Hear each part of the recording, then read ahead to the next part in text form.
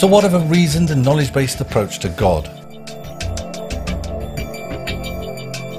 Obviously the idea of God, or gods, mixes in with spirituality and religion. But there is a subtle difference. We've discussed that religion is manifested by mankind and calls on God or gods and our own spirituality.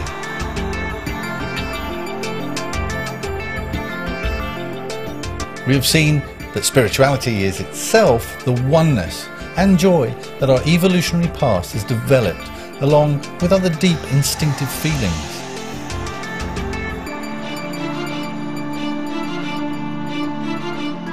So why is God different?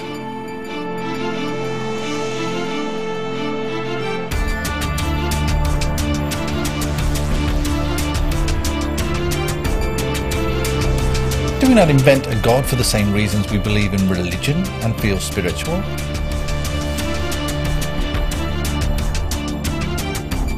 I'm not talking here of the man-made gods of the major religious faiths, but God as an eternal deity, a universal conscience, an energy that drives the formation of our lives.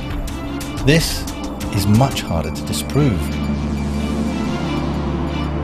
There are some fundamental questions that come about in our reasoned approach that open the door to this particular possibility.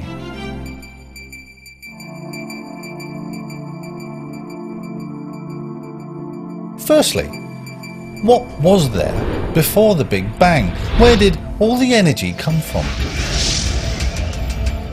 How did there become residual matter from which everything is made?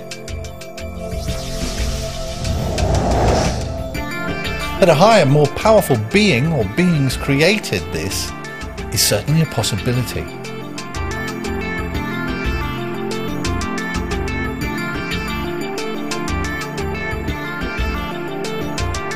The physical laws of the universe are such that everything has to be just right for us to exist.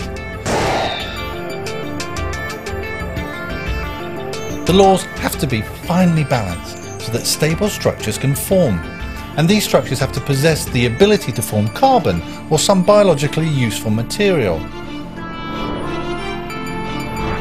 And finally, we need an appropriate setting for the vital components to come together in the most appropriate way.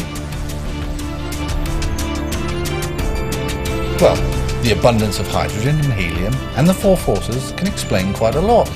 But if any of these forces, gravity in particular, were a little bit weaker or stronger, then none of this would have happened. And we are talking differences of as little as 1%.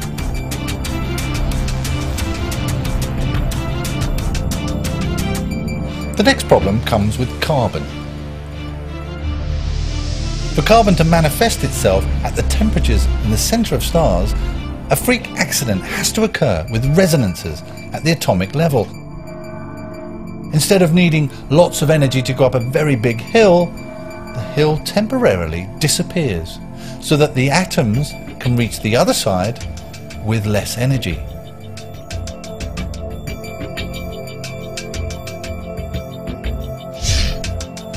It turns out that carbon has exactly the resonance needed for this to happen.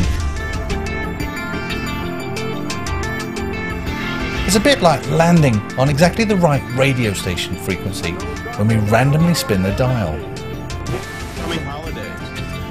So imagine playing God and setting out to design a universe.